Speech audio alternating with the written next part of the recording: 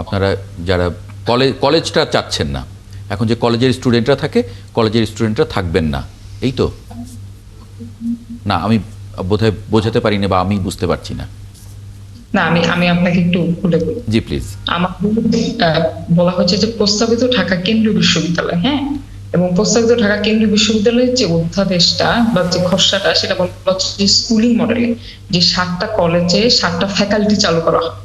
যেমন সেখানে আমার ইডেন কলেজের অবস্থানটা যদি আমি বলি, আমাকে বলা হচ্ছে যে ইডেন কলেজে সহশিক্ষা চালু হবে এবং আমাদের বিশ্ববিদ্যালয়ের সময় রাখা হচ্ছে 1টা থেকে 7টা, দুপুর 1টা থেকে 7টা, এবং বলা হচ্ছে স্কুলিং মডেলে ইডেন মহিলা কলেজে ইন্টারমিডিয়েট শাখা চালু হবে। আমি কি বিষয়টা স্পষ্ট বোঝাতে পেরেছি? আমরা হচ্ছে এটা বিপক্ষে। আমরা চাচ্ছি না যে ঐতিহ্যবাহী কলেজটাতে সহশিক্ষা চালু হোক, শুধু ইডেন মহিলা কলেজ না, বদরুন্নেসা কলেজ হোক, এবং 7টা কলেজের স্বতন্ত্র ঐতিহ্য আছে। আমরা চাচ্ছি না যে সেটা নষ্ট করে কোনো বিশ্ববিদ্যালয় হোক। 7 কলেজ নিয়ে পক্ষে বিপক্ষে আন্দোলন, শিক্ষা ভবনের সামনে অবরোধ, তারা এখনো আন্দোলন চালিয়ে যাচ্ছে। অতিথিদের একটু যুক্ত করে নেব, তার আগে লোটন একরাম একটু মন্তব্য আশা করছি আপনার, কারণ বড় 7টা কলেজ ঘিরে অনেকগুলো ধাপে ধাপে অনেকগুলো আন্দোলন হয়েছে, সমাধান হচ্ছে, সেই সমাধানগুলো আবার আটকে যাচ্ছে, নানান এক ধরনের পরিস্থিতি তৈরি হয়েছে, নতুন করে আবার এখন একটা পরিস্থিতিতে আমরা দেখছি। আপনার 7টি কলেজের যে আপনার আন্দোলন, আবার রাজধানীতে আবার মোবাইল আপনার মালিকদের আরেকটি মানে আন্দোলন আপনার আগারগাঁও, তার মানে দুইটা বড় মানে রাস্তায় আপনার আজকে রাজধানীর মানুষের এদের আন্দোলনের কারণে ব্যাপক দুর্ভোগের শিকার হয়েছে। আজকে কিন্তু রাজধানীতে ব্যাপক যানজট, বিশেষ করে আপনার হাসপাতালে যে রোগীদের অনেক সাফারিংস হয়েছে আজকে কিন্তু এই দুইটা আন্দোলন একই দিন ঢাকার প্রধান সড়কগুলোতে আন্দোলনটা হওয়ার কারণে। তো যাই হোক, যে একটা আন্দোলন সরকার, আমি যতটুকু জানি ইতিমধ্যেই বিশেষ করে মোবাইল কোম্পানিদের আন্দোলনটা সরকার আলোচনা করে তাদের সঙ্গে তাদের কর্মসূচি প্রত্যাহার করেছে। এখন শিক্ষার্থীদের 7 কলেজের আন্দোলনটা এখনও বহাল আছে, সেটা শিক্ষা ভবনের সামনে। তো আমরা আশা করব মানে সরকারের পক্ষ থেকে, শিক্ষা মন্ত্রণালয়ের পক্ষ থেকে এই যে রাস্তা বন্ধ করে শিক্ষার্থীরা যে দীর্ঘদিন ধরে 7 কলেজের আন্দোলনটা চলতেছে, এটার মানে সুরাহা করার জন্য সরকার পক্ষ থেকে দ্রুত ইনিশিয়েটিভ নেওয়া উচিত। তো আমরা যেটা জানি যে ওনাদের পক্ষ, স্টুডেন্টদের পক্ষে একাধিক গ্রুপ রয়েছে পাল্টাপাল্টি, তারপরে শিক্ষকদেরও এখানে ভিন্নমত রয়েছে এই কলেজগুলোর। তো সব মিলে সরকার সবাইকে নিয়ে বসে, সবগুলা মানে অংশের প্রতিনিধিদের নিয়ে বসে কার কি দাবি এবং দাবিগুলোর যৌক্তিকতা এবং ওগুলোর পক্ষে বিপক্ষে বেটিংয়ের মাধ্যমে এটা সুরাহা করা, কোনো কিছু সমাধানের বাইরে তো থাকার কথা না। এর চেয়ে বড় বড় সমাধান তো সরকার করতেছে। তো সেখানে এই সমাধানটা, এই 7টা কলেজ সমাধানটাই যে কয়েকদিন পর পর দেখা যায় তিতুমির কলেজের সামনে, যে আমার অফিসের সামনে যে মানে রাস্তা বন্ধ করে দেয়, হাজার হাজার মানুষ এই যানজট আটকা পড়ে, প্রত্যেকটা কলেজেরই অবস্থা। খুব বড় আন্দোলন করেছিল ওই সময়। জি, তো সেখানে এই পরিস্থিতি, এটার একটা সমাধান প্রয়োজন। তো আমরা যতটুকু জানি যে সরকার মানে সবাই মানে অবস্থানটা বিবেচনা নিয়ে আপনার যে ঢাকা সেন্ট্রাল ইউনিভার্সিটি নামে যে কলেজটা, এই বিশ্ববিদ্যালয়টা হচ্ছে, সেটার অধ্যাদেশটা সংশোধন করার উদ্যোগ নিয়েছেন। তবে এই ক্ষেত্রে একটু সময় লাগতে পারে বলছি আমরা, মানে কি কারণে তাদের আন্দোলন। মারিয়া হক শৈলীকে একটু যুক্ত করে নেব, প্রতিনিধি 7 কলেজের স্বাতন্ত্র্য ঐতিহ্য রক্ষা আন্দোলন। ওয়ালিদ হাসান রাহিম, তিনি প্রতিনিধি অস্তিত্বের সংগ্রাম। আপনাদেরকে স্বাগত জানাচ্ছি ৭১ জার্নালে। মারিয়া হক শৈলী, মানে আপনাদের দাবিটা কি আসলে? আচ্ছা, সবাইকে আসসালামু আলাইকুম, শুভরাত্রি। আশা করি সবাই ভালো আছেন। আমি আশা করি আমাকে শোনা যাচ্ছে। জি, আমি শুনতে পাচ্ছি আমরা। Thank you. জি, আমি মারিয়া হক শৈলী, পড়াশোনা করছি ইডেন মহিলা কলেজ, রাষ্ট্রবিজ্ঞান বিভাগ।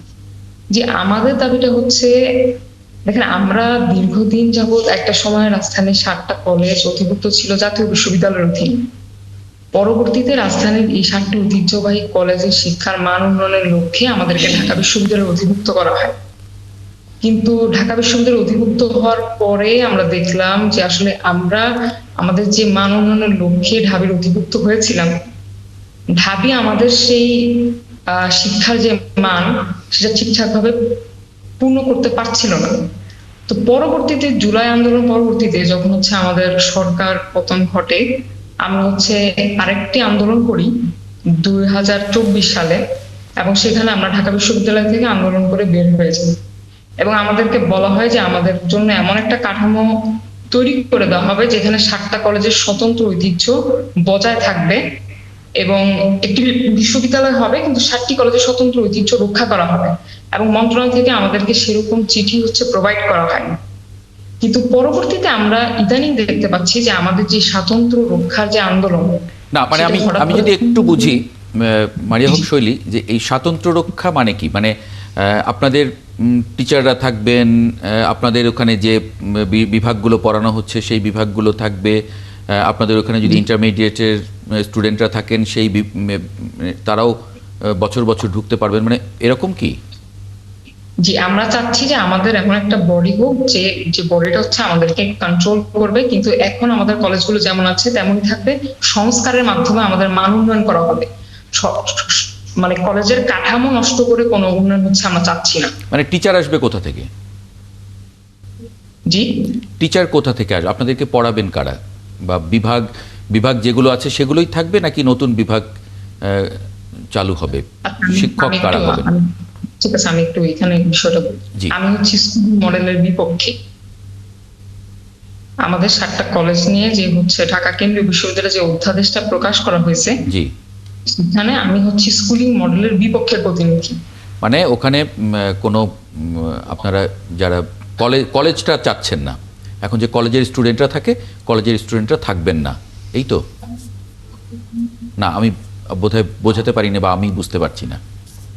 না, আমি আপনাকে একটু খুলে বলি। জি প্লিজ।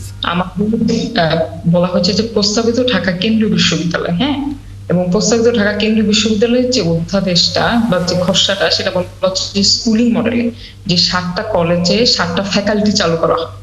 যেমন সেখানে আমার ইডেন কলেজের অবস্থানটা যদি আমি বলি, আমাকে বলা হচ্ছে যে ইডেন কলেজে সহশিক্ষা চালু হবে, এবং আমাদের বিশ্ববিদ্যালয়ের সময় রাখা হচ্ছে 1টা থেকে 7টা, দুপুর 1টা থেকে 7টা, এবং বলা হচ্ছে স্কুলিং মডেলে ইডেন মহিলা কলেজে ইন্টারমিডিয়েট শাখা চালু হবে।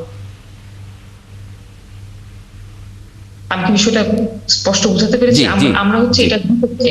আমরা চাচ্ছি না যে ঐতিহ্যবাহী কলেজটাতে সহশিক্ষা চালু হোক, শুধু ইডেন মহিলা কলেজ না, বদরুন্নেসা কলেজও, এবং 7টা কলেজের স্বতন্ত্র ঐতিহ্য আছে, আমরা চাচ্ছি না যে সেটা নষ্ট করে কোনো বিশ্ববিদ্যালয় হোক। অর্থাৎ আমরা কলেজের জমি বিশ্ববিদ্যালয়ের নামে চাচ্ছি না দিয়ে দিতে। আচ্ছা, ঠিক আছে, আমি ব্যাপারটা ক্লিয়ার? হ্যাঁ, ক্লিয়ার, অনেকটা ক্লিয়ার। যদি আপনার কোনো প্রশ্ন থাকে লোটার ইকরাম, আপনি বুঝেছেন? ওনারা যেটা মানে ইউনিভার্সিটিগুলোর যার যে স্বতন্ত্র অবস্থানে সেই জিনিসটা তারা ধরে রাখার পক্ষে, তারা মানে কেন্দ্রীয়ভাবে যাতে সেন্ট্রাল ইউনিভার্সিটি করার পরে মানে যাতে তাদের স্বতন্ত্র বৈশিষ্ট্যটা যাতে নষ্ট না হয় সেটা বুঝতে চাচ্ছেন, যে সেটা ধরে রাখার চেষ্টা করতেছে, ঐতিহ্যটা ধরে রাখার চেষ্টা করতে। হ্যাঁ জি। ওয়ালিদ হাসান রাহিম, মানে আপনি এখানে মানে যুক্ত করবেন একটু অস্তিত্বের সংগ্রাম, আপনারা যে আন্দোলনটা করছেন, কি অস্তিত্ব আপনারা রক্ষা করতে চাইছেন? আসসালামু আলাইকুম, আশা করি আমার কথাটা শোনা যাচ্ছে কি? জি, শুনতে পাচ্ছি আমরা, থ্যাংক ইউ। আচ্ছা, প্রথমে ধন্যবাদ জানাচ্ছি আমাকে এখানে আমন্ত্রণ করার জন্য। আমাদের যে ব্যানার যে দেওয়া হয়েছে যে অস্তিত্বের সংগ্রাম, দেখেন যখন খসড়াটা প্রকাশ হয় বা এরকম একটা প্রস্তাবিত বিশ্ববিদ্যালয় যখন হয়, আলটিমেটলি আমরা যখন দেখতে পারি যে একটা প্রতিষ্ঠানকে যখন বিশ্ববিদ্যালয়ের দিকে নিয়ে যাওয়া হয়, তখন দেখা যায় যে সেখানকার যে বিভিন্ন কাঠামোগত আছে, বিভিন্ন সেক্টর আছে, সেক্টরগুলো অনেকগুলো পরিবর্তন আসে। এখন ঢাকা কলেজে আমরা উচ্চ মাধ্যমিক একটা স্টেক বা একটা অংশীদার, সেই অংশীদারকে কোথায় রাখা হবে এই বিষয়ে আমরা বরাবরই উদ্বেগ থাকি, এবং 24 সালের শুরুতে যখন আন্দোলন শুরু হয় তখন থেকে দেখা যায় যে এই বিষয়ে নানান ধরনের দ্বিমত সৃষ্টি হয় এবং একটা বাদ বিকেন্দ্র থাকে। সে সময় আমাদের বড় ভাইরা বলে যে সবকিছু ঠিক রেখেই একটা প্রস্তাবনা করা হবে। তারই ধারাবাহিকতায় মডেল প্রকাশ, তারই ধারাবাহিকতায় তারা আলোচনা শুরু করে, মানে কমিটি গঠন হয়। কমিটি গঠনের মতো এমনকি ঢাকা কেন্দ্রীয় বিশ্ববিদ্যালয়ের ব্যানারে ভর্তি পরীক্ষাও হয়। ফাইন, মানে আমাদেরকে বলা হয়েছিল কলেজের স্বাতন্ত্র্যতা ইন্টারমিডিয়েটের অস্তিত্বটা ঠিক রেখে এই জিনিসটা করা হবে। এবং পরবর্তীতে দেখা যায় যে স্কুলিং মডেল নামে একটা কথা শোনা যাচ্ছিল, হচ্ছে যে আপনার বেশ গত কয়েক মাস আগে থেকে, তখন আমরা উদ্বেগ প্রকাশ করি যে খসড়াতে তাহলে কি রকম আছে। এই খসড়াতে যখন আছে এই জিনিসটা যখন আমরা উদ্বেগ প্রকাশ করি, তখন খসড়া প্রকাশের জন্য আমরা মাঠে নামি এবং খসড়াটা প্রকাশ হয়। খসড়াতে দেখা যায় যে আপনার ৬ নং ধারার ২ নং উপধারার কতে আছে, বিশ্ববিদ্যালয় প্রতিষ্ঠা হওয়ার পূর্বে ইন্টারমিডিয়েটের হচ্ছে যে সকল সুযোগ সুবিধা বিরাজমান পরিচয় অক্ষুণ্ণ থাকিবে। এখানে আমি আরেকবার বলি, পূর্বে, কিন্তু পরে কি হবে এই জিনিসটা বলা থাকে না। আমি ইন্টারমিডিয়েটের স্টেক থেকে বলছি, যেহেতু ঢাকা কলেজে ইন্টারমিডিয়েটের বাংলাদেশের মধ্যবিত্ত নিম্নবিত্ত অনেকে এখানে আসে এবং এটা একটা মানে রাজধানীতে ইন্টারমিডিয়েট একটা বড় একটা প্রাণকেন্দ্র বলা আছে ঢাকা কলেজ ইন্টারমিডিয়েট। সেই জায়গা থেকে ঢাকা কলেজ ইন্টারমিডিয়েটের ভবিষ্যৎটা কি এটা জানার জন্য আমরা উদ্বেগ প্রকাশ করি এবং নানা আন্দোলন মন্ত্রণালয় আমাদেরকে ডাকে, মন্ত্রণালয়ের কাছে আমরা যাই, গিয়ে আমরা বলি যে দেখেন এরকম তো বিষয়, আর স্কুলিং সিস্টেমে তো একই ক্যাম্পাসে 2টা প্রশাসন আসতেছে, 2টা প্রশাসন হলে তো বিরাট বড় একটা গ্যাঞ্জামের একটা বিষয়, একই ক্যাম্পাসে 2টা প্রশাসন কিভাবে হবে, মানে নানান সময় তো একটা প্রশাসনের একটা গ্যাঞ্জাম লেগে থাকবে। যেখানে আমি এখন হচ্ছে আমার বড় ভাই হচ্ছে অনার্সের বড় ভাই, তারা হচ্ছে যে কোনো সমস্যা হলে প্রিন্সিপাল স্যারের কাছে যায়, আমরা হচ্ছে যে প্রিন্সিপাল স্যারের কাছে যাই, তিনি সমস্ত দিক থেকে বিবেচিত করার চেষ্টা করে। আর এখানে আরেকটা পয়েন্ট আউট বলে রাখি, বা আমাদেরকে বারবার বলার চেষ্টা হয় যে আমরা বিশ্ববিদ্যালয় বিরোধী শক্তি। দেখেন, আমরা বিশ্ববিদ্যালয় বিরোধী শক্তি না, আমরা কখনো এই জিনিসটা ফ্রেমিং না আমরা স্বীকার করি না। আমরা কথা হচ্ছে যে আমাদের অস্তিত্ব ঠিক রেখে, সুযোগ সুবিধাগুলো ঠিক রেখে যে কাঠামোটা ভালো হয় সেটা যেন প্রণয়ন করা হয়। এটা এখন আমরা আজকে শাহবাগে এবং গত কয়েকদিনের বেশি মাঠে সরব থাকতেছি, এবং এটার কারণটা কি এটা যদি আমরা বলি, গত 18 তারিখে দেখা যায় শিক্ষা ভবনের সামনে যে আন্দোলনটা হচ্ছে এটা আসলে কারা করছেন? এটা আপনারা করছেন?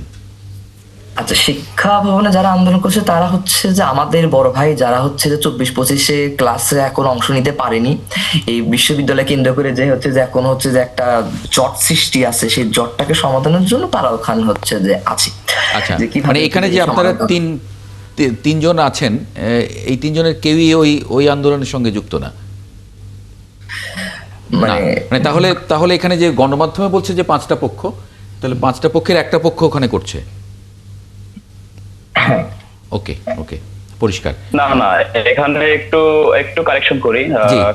আমরা মূলত আজকে যে আন্দোলন হচ্ছে শিক্ষা ভবনে, সেই আন্দোলন মূলত আমাদের আন্দোলন।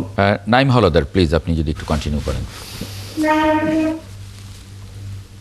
বিষয়টা হচ্ছে, আমরা গত জুলাইয়ের গণঅভ্যুত্থানের পরবর্তী 5 আগস্টের পরবর্তী আমাদের মূলত দীর্ঘ 7-8 বছরের যে একাডেমিক প্রশাসনিক যে জটিলতাগুলো ছিল, সেই জটিলতাগুলো আমরা নোট করে আমরা মূলত এগিয়েছিলাম শিক্ষার যে ন্যূনতম অধিকারটুকু। আপনি জানেন, বিগত 2017 সালে রাজধানীর সরকারি 7টি কলেজ ঢাকা বিশ্ববিদ্যালয়ে অধিভুক্ত হওয়ার পরে অধিভুক্ত হওয়ার পূর্বে যে যৌনসতা ছিল সেটাও হারিয়েছে।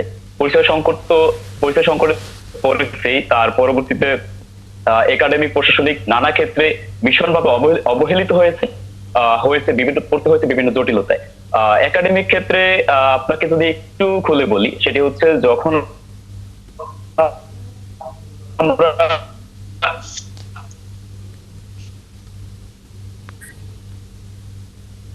একটু নেটওয়ার্ক বোধহয় দুর্বল আছে। জি, আমাদের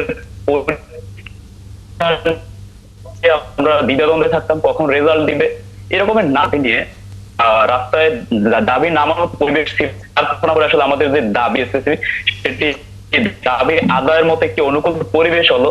তারপরে আমরা গত বছর সেপ্টেম্বর থেকে আমাদের যে আন্দোলন, যে যাত্রা, সেটি শুরু করেছিলাম। ভালো শুনতে পাচ্ছি না, মানে মারিয়া হক শৈলী, আপনাকে যদি 1 মিনিট একটু আমি দেই। মানে আপনাদেরকে বারবার রাস্তায় আসতে হচ্ছে কেন? আপনাদের তো এটা আসলে কারণ অনেকবার, অসংখ্যবার আপনাদেরকে সামনে আসতে হয়েছে, মানে আপনাদের সঙ্গে কি কেউ কথা বলছে না, বা এটা কোনো যে প্রক্রিয়ায় হচ্ছে আপনাদেরকে নিয়ে বসে হচ্ছে না, মানে কিভাবে হচ্ছে তাহলে? এখানে প্রথম কথাটা বলি, বারবার রাস্তায় আসছে কারা? বারবার রাস্তায় আসতেছে যারা আমাদেরকে কথা দিয়ে কথা রাখে নাই। আমি এখানে বারবার একটা কথা বলতেছি যে আমাদের আন্দোলনটা ছিল যে আমাদের কলেজের স্বতন্ত্র ঐতিহ্য রক্ষা করে তারপর হচ্ছে সরকার যা ডিসিশন নেওয়ার নিবে, কিন্তু হঠাৎ করে আমাদের এই আন্দোলনটা ছিনতাই হয়ে যায়। ছিনতাই হয়ে হঠাৎ করে এটা স্কুলিং মডেলের দিকে হচ্ছে আগাতে থাকে এবং তারাই বারবার রাস্তায় নামতেছে। আমরা রাস্তায় নামা শুরু করছি বিগত অল্প কিছুদিন আমি যদি বলি হাতে গোনা 2 থেকে 3 দিন আমরা রাস্তায় নামছি, যারা হচ্ছে আমরা দেখলাম যে আমাদের যারা প্রতিনিধিরা ছিলেন তারা আমাদের সাথে হচ্ছে একমত না বা আমাদের কথা রাখছেন না। দ্বিতীয় যে বিষয়টা আপনি যেটা বললেন যে কেন হচ্ছে বারবার হচ্ছে আমরা রাস্তায় নামতেছি, অবশ্যই আমাদের সাথে কেউ কথা বলতেছে না। আমি আমার কলেজের কথা বলি, যেমন ইডেন মহিলা কলেজ 153 বছর ধরে এখানে শুধু মেয়েরা পড়াশোনা করতেছে। এখন আমার ঘরে সমস্যা থাকতে পারে, আমার ঘরে মানুষও আছে, আর আমার সমস্যা আমি সংস্কার করব। আমি এই মানুষগুলাকে কোথায় নিব, তাদের হচ্ছে পরবর্তী ব্যবস্থা আমি কি করব, সেটার কোনো সমাধান না দিয়ে আমি হচ্ছে বললাম যে আমি কাঠামো চেঞ্জ করে দিতেছি। আমার ইডেন কলেজে আমি এখানে সহশিক্ষা নিয়ে আসতেছি, আমাদের সাথে কোনো স্যার আলোচনা পর্যন্ত হয় নাই, কোনো প্রতিনিধি আমাদের এটাই কাছে হচ্ছে মূল, আসে নাই। এটাই আমার মানে যেটা আইডেন্টিফাই হচ্ছে যে মানে কথা বলা হচ্ছে না, কথা না হয়ে সিদ্ধান্তগুলো আসছে, যে কারণেই নিশ্চয়ই আমার মনে হয় যে নিজেদের মধ্যে কথা বললে এগুলো খুব বড় সমস্যা হয়ে যাওয়ার কথা নয়। কারণ সবারই তো আসলে তার শিক্ষা প্রতিষ্ঠানটাকে ভালো করার দিকেই সবার দৃষ্টি, সবাই এক এক রকমভাবে চাচ্ছেন নিশ্চয়ই। আমাকে শেষ করতে বলা হচ্ছে। অনেক ধন্যবাদ আপনাদের তিনজনকে, নাইম হাওলাদার, মারিয়া হক শৈলী এবং ওয়ালিদ হাসান রাহিম, আপনাদের তিনজনকে যুক্ত হওয়ার জন্য 71 জার্নালে।